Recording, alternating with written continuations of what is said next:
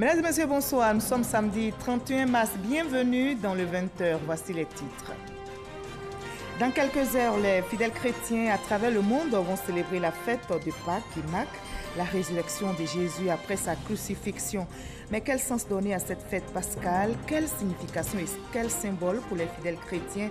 Élément de réponse tout à l'heure. On célèbre Pâques dans la prudence sur les routes pour éviter les accidents.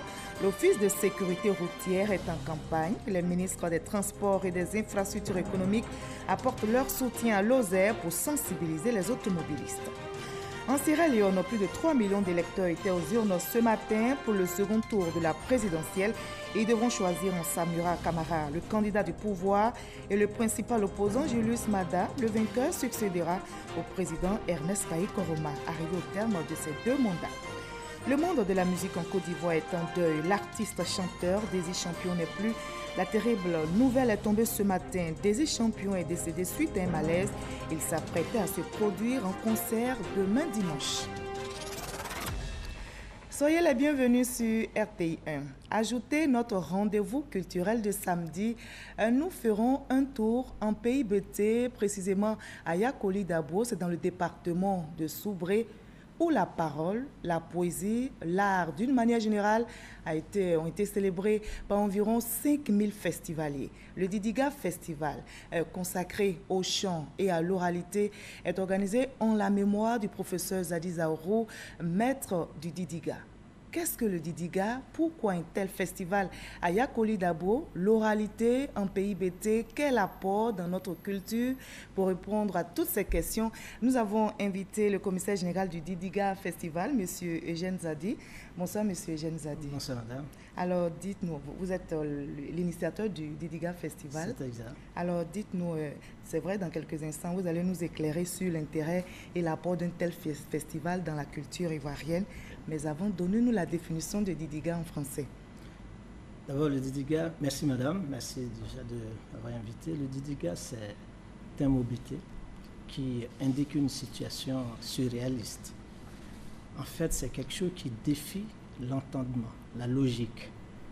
Et ce mot a été repris par le professeur Bernard Zadi Zaourou, qui l'a conceptualisé et il a créé tout un art autour de ce concept, qui aujourd'hui est enseigné à l'université de Côte d'Ivoire, un peu partout dans les universités ivoiriennes. Et ce mot est chargé idéologiquement de façon aussi esthétique. Et nous allons en parler tout à l'heure. Nous allons en parler justement dans une trentaine de minutes. Exactement, ce sera dans la page culture. À tout à l'heure, M. Eugène Zadi. Demain dimanche 1er avril, les fidèles chrétiens à travers le monde vont célébrer la fête de Pâques qui marque la résurrection de Jésus-Christ après sa mort à la croix de Golgotha. Mais avant la fête, cette nuit même, les fidèles chrétiens, notamment ceux de Côte d'Ivoire, vont prier et veiller. Ils seront nombreux à investir les temples et paroisses pour cette veillée pascale. On célèbre justement Pâques dans la prudence sur les routes pour éviter les accidents. L'Office de sécurité routière est en campagne. Les ministres des Transports et des Infrastructures économiques apportent leur soutien à Lozère pour faire passer le message auprès des automobilistes. On en sait plus avec notre reporter Issa Tchonoyeo. Une campagne de sensibilisation intensive à la sécurité routière à l'approche de la fête de Pâques. Initiée par l'Office de sécurité routière, OSER, cette campagne, dont le lancement a eu lieu à Anani, sur l'autoroute de Grand Bassam, vise à sensibiliser les conducteurs à la prudence sur les routes.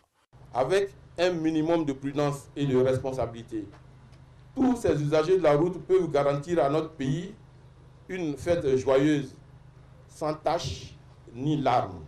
Les acteurs du transport saluent l'initiative de Lozère. Et nous revient de tout mettre en œuvre pour avoir des véhicules mécaniquement au point, des véhicules qui soient bien entretenus et que nos conducteurs soient bien tenus. La sensibilisation commence par la prudence. Plus la sécurité est renforcée, mieux les assureurs vont se porter. Pour réduire les accidents sur les routes, Lozère vient de se doter d'un radar électronique installé sur l'autoroute de Grand Bassam.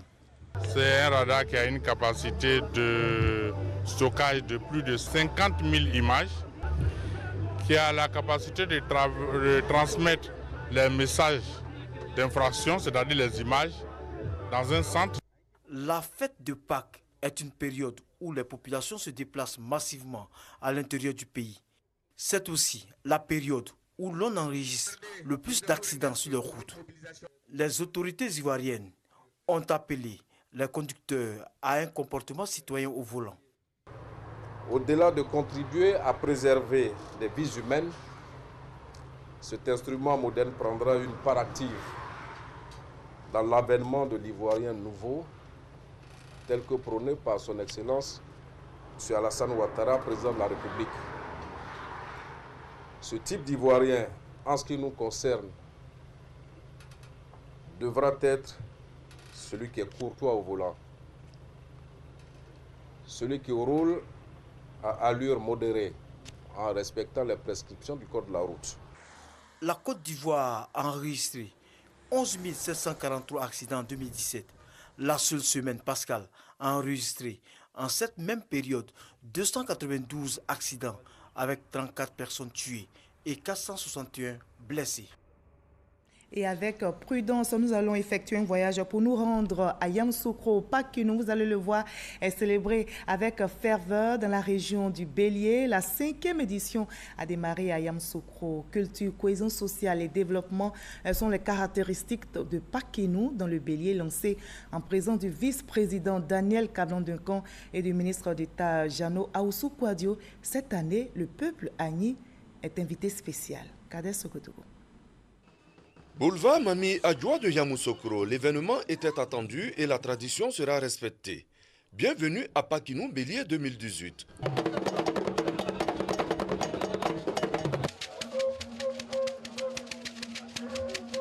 Un rendez-vous culturel du peuple baoulé qui, après les activités agricoles, trouve un répit pour souffler et cela coïncide avec la Pâque, d'où Pakinu.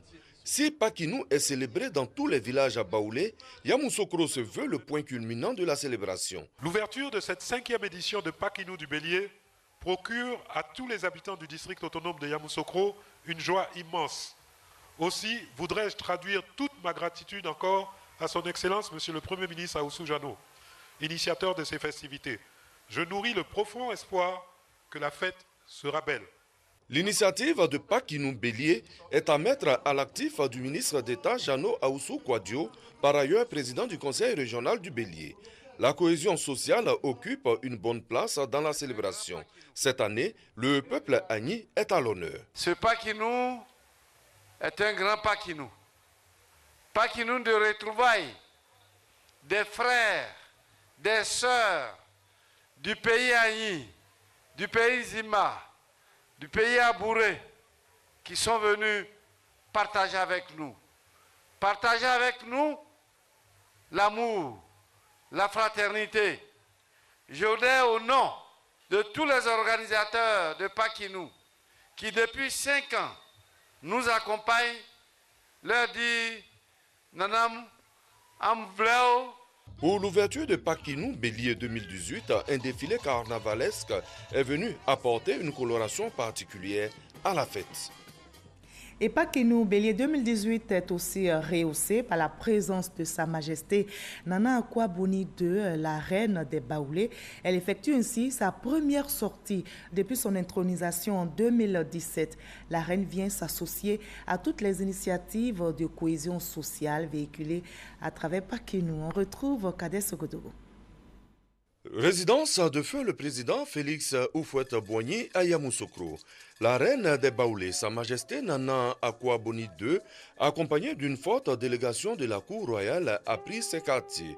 La reine est présente pour Pakinu Bélier 2018. À travers cette première sortie, la reine vient apporter sa caution à toutes les initiatives de cohésion, de paix et de fraternité véhiculées à travers cette fête.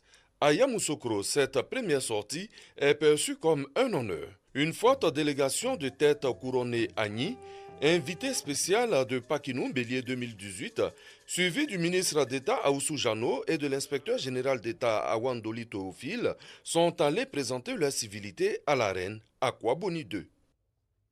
Les cadres de Golikro renforcent leur unité au profit du développement de leur village. Ils ont saisi l'occasion de la fête de Pâques pour célébrer cette unité retrouvée. Le ministre de la modernisation de l'administration, Pascal Kwaku Abina, a encouragé l'amitié des cadres de Golikro. On en sait plus avec Charles Tatou. Les cadres de Golikro dans le département de Béoumi sont mobilisés pour conduire leur village sur la voie du développement. Premières actions démontrant le dynamisme de la mutuelle de développement de cette localité. Présence des infrastructures de base. 3 écoles primaires, un château d'eau, la connexion du village au réseau national électrique, puis la réconciliation à l'intérieur des grandes familles qui composent le village. Cela afin d'un consensus autour d'un préfet de région à la retraite pour conduire la destinée de Golikro. Par rapport au développement, nous voulons des chefs vraiment éclairés qui sachent conduire la communauté villageoise vers des lendemains meilleurs. Il faut que les villageois m'aident. Il faut qu'on puisse avoir en face une population qui ouvre son esprit. La mutuelle de développement a trouvé opportune la période de Pakinou pour célébrer le nouveau chef traditionnel de Golikro. Le parrain de la cérémonie, le ministre de la modernisation de l'administration, Pascal Kwaku Abina, a effectué le déplacement, accompagné par solidarité de ses collègues ministres Sidi Touré et Jean-Claude Kwasi, tous deux cadres de la région de Gbeke. C'est de manière consensuelle que cette cérémonie a été préparée. Je voudrais à ce propos dire merci à tous les chefs qui ont œuvré à ce qu'il y ait la paix et que cette cérémonie se réalise sous le sceau de l'union et de la fraternité. Golikro, avec son nouveau chef, va entamer un redécollage. C'est l'effervescence en cette période de Pâques. Depuis plusieurs jours, les populations sont en mouvement pour les différents départs dans leurs villages respectifs. À Méagui, dans le sud-ouest de la Côte d'Ivoire, les communautés baoulées planteurs de café-cacao suivent le mouvement. Cependant, beaucoup parmi eux ne seront pas du voyage pour des raisons qui leur sont propres. Et Jeanne Atoubé nous en donne les explications. Méagui, région de la Nawa, dans le sud-ouest de la Côte d'Ivoire. Lieu de convergence des populations venues des campements, villages et hameaux. Pour la plupart, de gros planteurs de café et de cacao. Tous se sont animés de la même motivation. Partir pour fêter Pâques, décliné en Pakinou, selon l'appellation de cette fête en pays baoulé. À la gare routière de Méagui, commencent les péripéties d'un voyage préparé sur une année entière, avec toujours son lot de désagréments. Je m'en vais à Pakinou, Didierville. C'est ma première fois d'aller à Pakinou. Il y a du monde, mais tout compte fait, on va faire partie de tous nos clients sans problème. Les principaux itinéraires sont connus. Ce sont les régions de Gbeke, du Bélier, du Zi et de Lifou. Les destinations les plus sollicitées sont Bouaké, Béoumi, Yamoussoukro et Tébissou. Tous les planteurs n'auront pas la chance de retrouver leur village d'origine, leur famille, leurs amis. La faute, disent-ils, à une campagne mi-figue, mi-raisin, malgré les moments de dur labeur passés dans les plantations et dans les campements jusqu'aux zones de commercialisation du cacao. Voici moi-même ma femme qui est assise, elle ne peut pas partir, elle est bloquée. Avec ses parents me sont décédés, je n'ai rien, je nous honte. L'année passée, ils sont allés en Pâques. Avec la famille, vraiment, je suis trop content. Mais cette année, vraiment, il y a réservé pour l'année prochaine. On a décidé de rester au campement. Les mamans sont en train de faire un peu d'attiqué pour qu'on ait un peu d'argent pour pouvoir quand même fêter la fête de Pâques.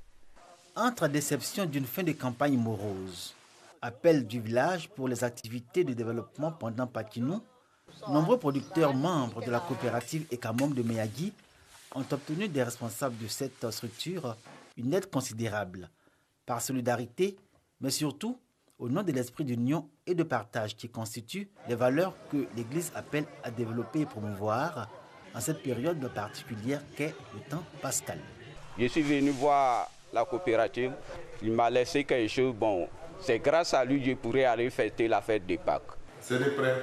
Chacun désire ce qu'il veut. Voilà ce que la coopérative peut faire. La coopérative essaie de jouer son rôle et les accompagner. À leur retour de fête de Pâques, voilà, ils remboursent quand ils accueillent au fur et à mesure, ils essaient d'anticiper. L'enthousiasme des populations, spécialement les communautés baoulées dans les villages et campements de Miyagi, l'effervescence sur les différentes gares routières à Miyagi et les localités environnantes, de réalités qui s'y répondent. Pakinou reste un moment de bonne affaire pour les transporteurs et les commerçants. Et pour les voyageurs, le bonheur au bout du supplice. Voilà, comme vous l'avez vu en pays baoulé, la fête de Pâques dénommée Pakinou est un moment de retrouvailles pour les familles. Ce moment festif pour ces familles, ces familles le préparent depuis quelques jours dans les différentes localités. Pakinou, ce n'est pas seulement dans les villages. Ici à Abidjan, dans la commune de Yopougon précisément, notre reporter Franck Wadio a sillonné quelques endroits. Ces endroits vibrent au rythme de Pakinou. De bonne humeur ce matin. Adonis, gérant de cabine téléphonique, a des raisons de l'être. Originaire de l'Ouest, certes, le jeune homme est déjà dans l'ambiance de Pakinou, célébration festive reconnue au peuple du centre de la Côte d'Ivoire. Je ne suis pas au village, ici dans mon bureau, et c'est à cause d'ici manifester ma joie. À Yopougon, commune d'Abidjan, on a déjà les pieds dans le plat.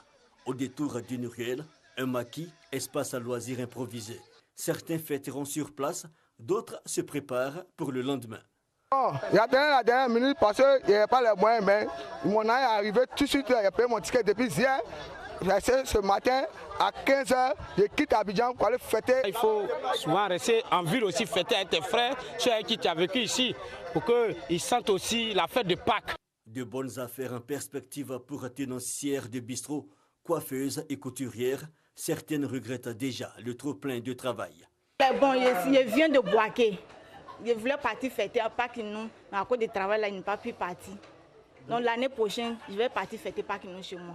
Un autre décor, Figayo, espace bien connu. Ce n'est pas une gare conventionnelle. Ici, uniquement des convois pour l'intérieur du pays. En principe, cette année, on ne devait pas partir. On attendait d'avoir vraiment le courant avant d'organiser une fête. Mais on va pour une réunion avec les villageois. Cette année, je rentre en famille un peu avec madame qui va découvrir le village parce que la Pâques, c'est une seule fois dans l'année. Puis c'est quelque chose de très significatif chez nous, les baoulés. On essaye de minimiser les souffrances. Sinon, il y en a toujours, surtout l'état de la route. Quand vous arrivez à Dimbokoro, vous ne pouvez plus accéder à Bokanda facilement.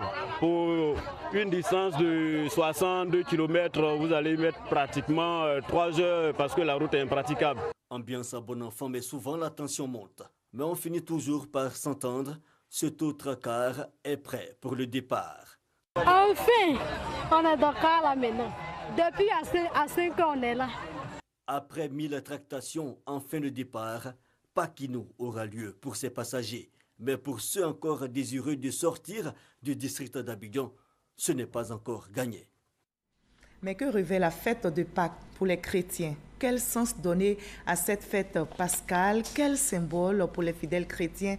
Nos reporters Sephora Zegui et Moussa Konaté ont interrogé des hommes de Dieu. Voyons leur reportage. La Pâque est la fête la plus importante du christianisme. C'est aussi le rappel de la mort et de la résurrection de Jésus, précédé du dernier repas du Christ avec ses apôtres avant son arrestation et sa crucifixion. Le révérend Père Barthélemy nous donne le vrai sens de la Pâque chez les chrétiens catholiques. Si Pâques rappelle la libération du peuple hébreu, c'est une façon de dire que le peuple hébreu est passé de la mort à la vie. Jésus-Christ, en ressuscitant de la mort, donne l'espérance à toute l'humanité du passage de la mort à la vie. Dans l'Église catholique, Pâques est marqué par des symboles. Les différents rites qui marquent les fêtes pascales, c'est essentiellement la célébration de l'Eucharistie, le jeudi saint au soir. On appelle cela la Sainte Seine. Et le vendredi, c'est la célébration de la croix, marquée par la vénération de cette même croix pour signifier la mort de Jésus-Christ, mais une mort qui va conduire, bien sûr, à la vie. Et maintenant, samedi, dans la nuit du samedi, c'est la lumière de la résurrection. Cette fête dure 7 jours. Le repas pascal est un moment de joie pendant lequel les chrétiens mangent traditionnellement de l'agneau. Cela fait référence à la Pâque juive et à l'agneau immolé avant que les Juifs quittent l'Égypte où ils étaient captifs. Voilà, je rappelle, la fête de Pâques sera célébrée demain dimanche 1er avril. Dans le domaine de l'éducation, la direction des stratégies de la planification et des statistiques a présenté officiellement les statistiques scolaires 2017-2018 à la ministre de l'Éducation nationale, de l'enseignement technique et de la formation professionnelle ainsi qu'aux partenaires de l'éducation. Objectif, faire connaître les statistiques dans le préscolaire, le primaire et le secondaire ainsi que celles des centres d'alphabétisation. Boyo et Maranama, 2 villages du département de Kouto, sont désormais raccordés au réseau national d'eau potable. La mise en service officielle des ouvrages dans les 2 localités a été effectuée hier vendredi. On en sait plus avec notre reporter Léon Brou. De l'eau désormais dans le robinet à Boyo. Fin donc des réveils nocturnes et des maladies du fait de l'insalubrité des eaux de marigots et de puits, professent les populations de ce village dans la commune de Kouto. Depuis moi, je dis là, on va chercher l'eau la nuit. Mais aujourd'hui, il y a l'eau dans nos villages. On salue. Le monsieur est venu faire là. Ce monsieur, c'est le chef de l'État, le président Alassane Ouattara, qui promettait en 2013 le raccordement au réseau national d'eau potable des localités situées à 10 km de Kouto. La mise en service officielle de l'ouvrage de Boyo, donc l'occasion de rendre hommage au président de la République. Aux côtés des populations, le ministre de la Communication et le directeur général du Fonds de garantie automobile, représentant son collègue du Fonds d'entretien routier et le Premier ministre Amadou Gon Coulibaly. Continuons à travailler ensemble au développement de Boyo, au développement du département de Kouto, au développement de notre grande région de la Bagouille. C'est main dans la main que nous réussirons. Les questions d'eau, les questions d'électricité, les questions d'école et de santé sont ces questions-là qui touchent directement à la vie de nos populations. Et le président de la République, dans son programme, l'a indiqué clairement. Il l'a indiqué et il est en train de le faire au bénéfice de l'ensemble des populations ivoiriennes. Je ne peux qu'être heureux en tant que citoyen d'abord, mais surtout en tant qu'élu. Fête de l'eau aussi à Maranama, toujours dans le département de Kouto. Ici, l'ouvrage d'hydraulique urbaine amélioré, réalisé par l'État, est l'aboutissement des démarches de la mutuelle de développement créée en 2010. Nous avons équipé le local de 4 logements de maîtres et nous avons démarré un centre de santé avec l'appui de l'un des cadres de la région. Ces acquis, grâce à l'union et à l'entente, véritable gage de paix et de développement, salués et encouragés à Maranama comme à Boyo. À l'étranger, en Sierra Leone, plus de 3 millions d'électeurs étaient aux urnes ce matin pour le second tour de la présidentielle. Ils devront choisir entre Samora Kamara, le candidat du pouvoir, et le principal opposant, Julius Maada. Le vainqueur succédera au président Ernest Bai Koroma, arrivé au terme de ses 2 mandats. Un scrutin riche en rebondissements puisqu'il devrait initialement se tenir mardi avant d'être repoussé en raison d'une décision de justice. On attend maintenant la page culture de ce 20h et on commence avec du cinéma. Le film Truff, qui signifie vérité, a été projeté en grande première récemment dans la commune du Plateau. Ce long métrage d'une 30 minutes met un accent sur la promotion des traditions africaines. On en sait plus avec Issa Tchonoyeo. Un film pour valoriser les traditions africaines. Truff, qui signifie vérité en français, plonge le cinéphile dans la succession au trône dans le royaume sur le continent. Jalousie, calomnie, la course effrénée au pouvoir la corruption des notables et bien d'autres vilains sentiments qui minent nos sociétés, ils sont décriés. Moi, cette idée en cachette avec cette fille de Masters. Toi, tu te rends compte que tout ce que les gens diront dans ce royaume, quand ils seront au courant de ce que tu fais? S'il te plaît, maman. Maman, j'aime cette fille. Silence! Tu oses me parler d'amour avec cette esclave? Heureusement que j'ai été vigilante. Ce film témoigne de la vitalité de la coopération sud-sud avec la participation d'acteurs nigérians. Je pensais que c'est une grande puissance le Nigeria en matière de cinéma. Alors je me suis dit pourquoi ne pas me frotter au cinéma nigérien. Alors c'est pourquoi il y a eu ces deux collaborations entre le Nigeria et la Côte d'Ivoire. Avec cet échange, plus l'intégration ira de l'avant et plus les productions aussi vont gagner en maturité. Puisque chacun donne et l'autre reçoit. C'est le rendez-vous de donner et de recevoir. Les têtes couronnées et le public saluent l'initiative de la productrice. J'ai vraiment aimé. J'encourage la réalisatrice et encore les acteurs. C'est un très bon film. Nous en avons été vraiment émerveillés. Il y a une lutte entre deux cousins qui luttent le même trône. Et toujours, il y a l'esprit malin qui est quelque part. En tout cas, le trône revient à celui qui le mérite. Trouve, ce film d'une heure 30 minutes sera bientôt disponible dans les salles de cinéma. On en arrive à l'entretien avec notre invité de la page culture. Je rappelle, nous parlons aujourd'hui Didiga Festival consacré au chant et à l'oralité. Alors, bienvenue, Monsieur Eugène Nazadi, on vous retrouve. Merci. Pourquoi avez-vous décidé d'initier Didiga Festival? Didiga Festival, parce que d'abord pour deux objectifs principaux. Il y a l'art qu'il faut célébrer et ensuite, ça doit être un moment de réflexion. Là, parce que le professeur Bernard Zadi Zaourou a travaillé ici en Côte d'Ivoire, comme tout le monde le sait, sur la culture. Et nous voulons le célébrer à travers ce festival que nous allons organiser chaque année. On a commencé, nous sommes à la 2e édition. Mais pendant ces 3 jours de festival, nous allons également prendre un temps de réflexion sur le développement de proximité. Le développement de proximité qui a occupé 40 années de vie. Monsieur le président Marcel Zadik ici, 40 années de vie qu'il a occupé à suivre les paysans pour qu'ils prennent leur vie en main. Et donc ce moment de réflexion, nous le consacrons aussi au sein du festival. Donc une partie artistique, une partie de réflexion. Et développement, parce que Yakouli Dabo est un exemple, village-école. Vous allez en parler parce que c'est certainement la raison qui vous a poussé à organiser le festival à Yakouli Dabo. C'est ça. Mais avant, nous allons justement nous rendre dans ce village. Notre reporter Franck Wadio, il a suivi le festival Didiga. Un espace grand, comme la place du village de Yakouli Dabo pour célébrer le Didiga.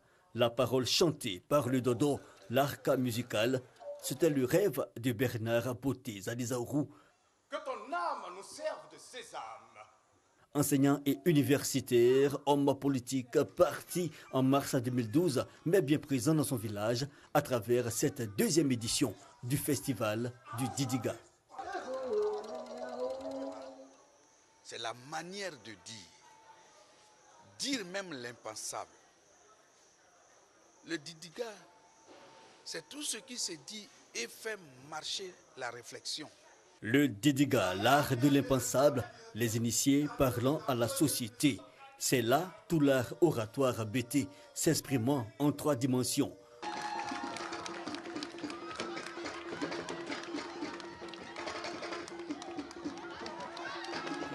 Le Wego, le message ésotérique et poétique sans accompagnement musical.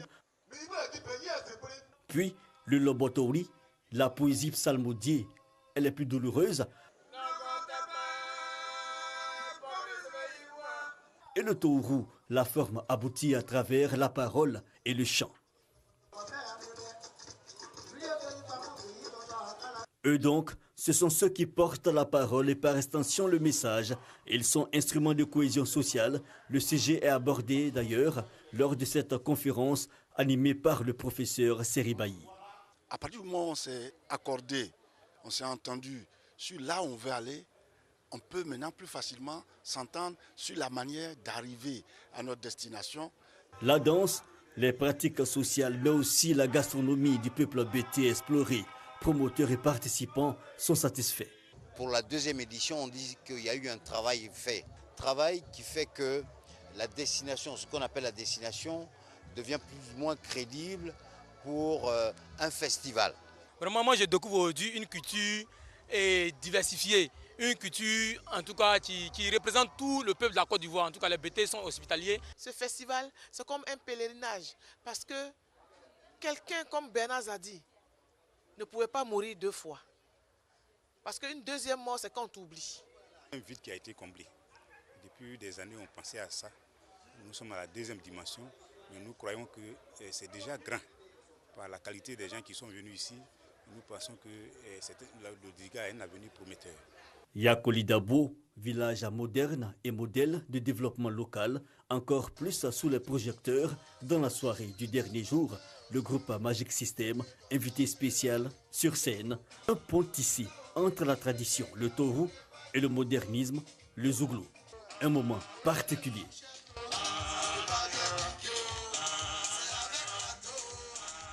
Voilà, on vient de voir, l'oralité en pays bété est assez spécifique.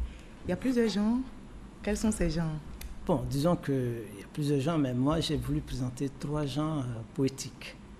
Il y a d'abord ce qu'on appelle le wegwe. Le wegwe, c'est-à-dire, on peut le définir comme la racine des pleurs. La racine des pleurs, un poète vient et il profère une parole, il parle.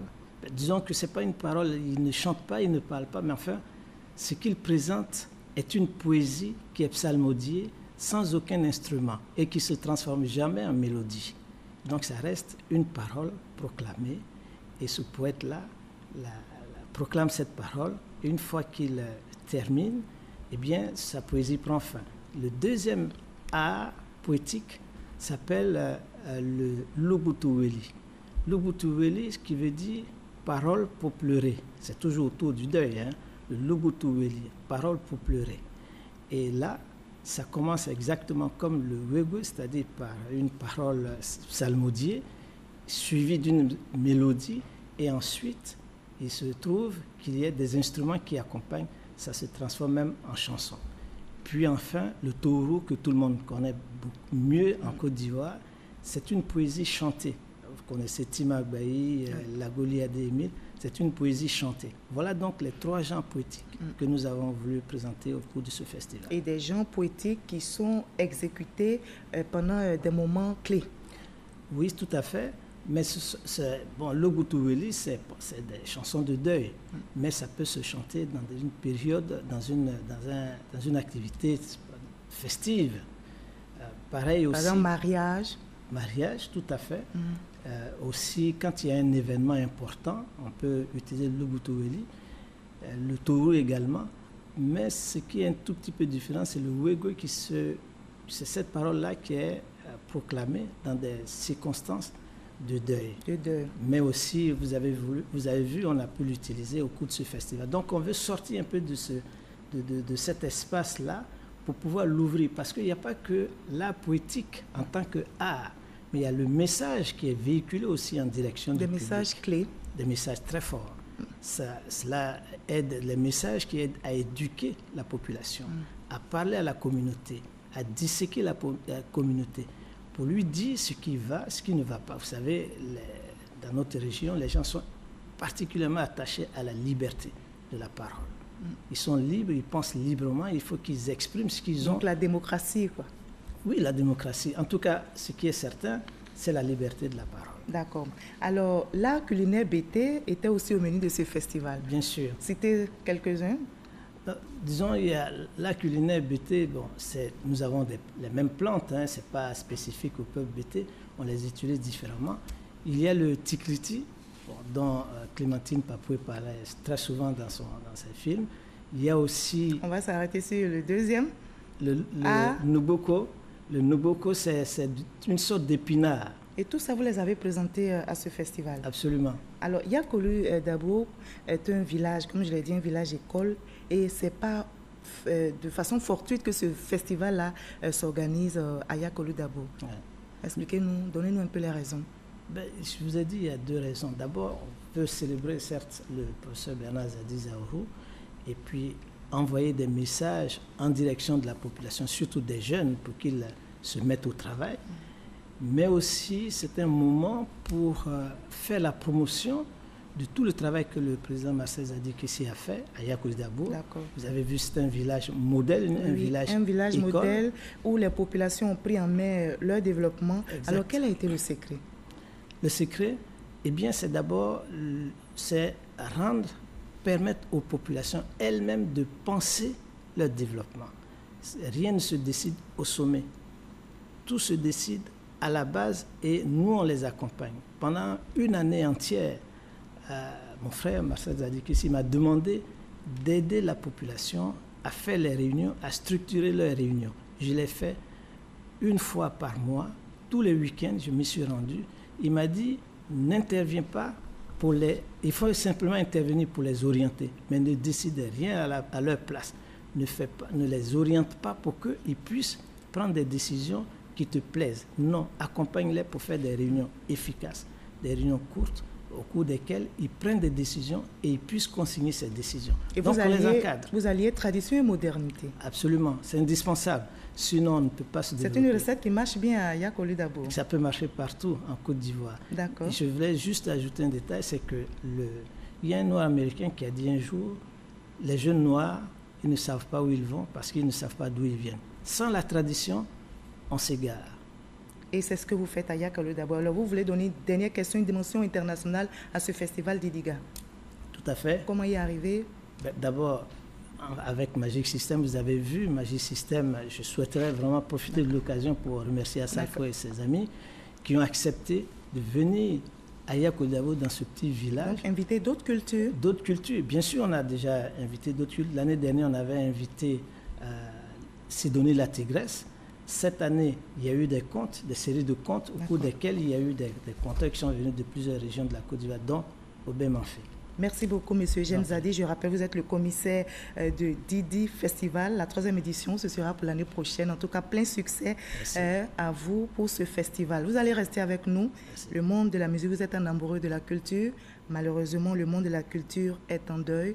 La Côte d'Ivoire est en deuil. Désir Champion n'est plus. Il est décédé ce samedi. L'artiste chanteur, nouvellement fondateur de l'église L'Armée Royale dans la commune de Yopougon, est décédé suite à un malaise alors qu'il rejoignait son domicile après une visite à des proches à Yopougon. Il s'apprêtait même à produire un concert. Malheureusement, la grande faucheuse, la mort a frappé.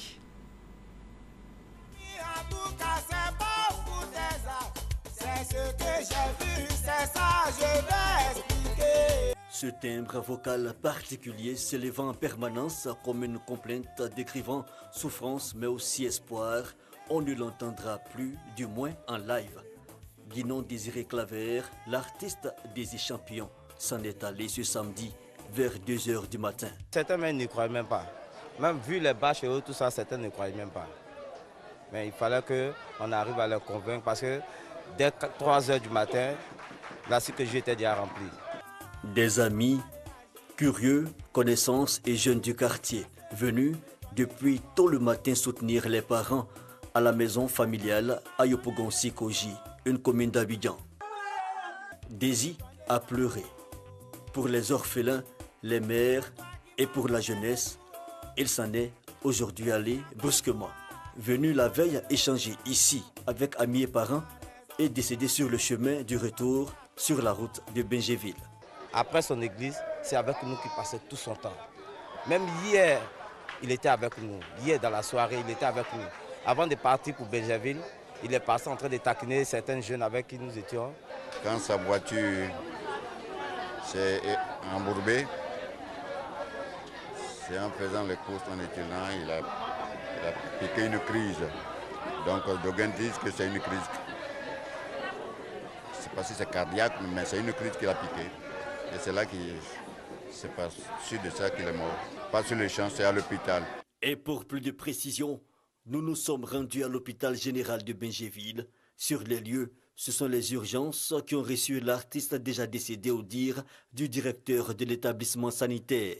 Pour vous dire de quoi il est mort, nous ne sommes pas trop habilités. C'est l'autopsie qui peut déterminer, n'est-ce pas, la cause de sa mort. Et le rapport qui m'a été fait par l'agent de santé, le voici.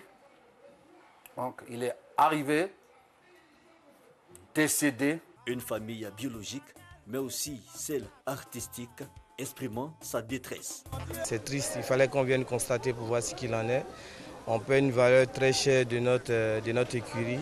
Et quelqu'un qui aimait s'amuser, qui aimait tout le monde. Et on nous annonce brusquement pour dire Désy est décédé. Je pense que c'est écœurant, c'est déplorable au fait. Désy champion venait de mettre fin à sa carrière musicale pour se consacrer à l'œuvre pastorale.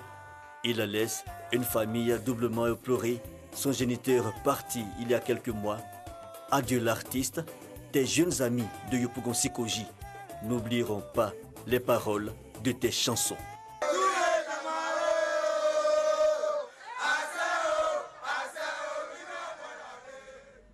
Et c'est toute la Côte d'Ivoire qui ne t'oubliera pas. Désy champion. Fin de ce 20h, merci à vous tous de votre aimable attention.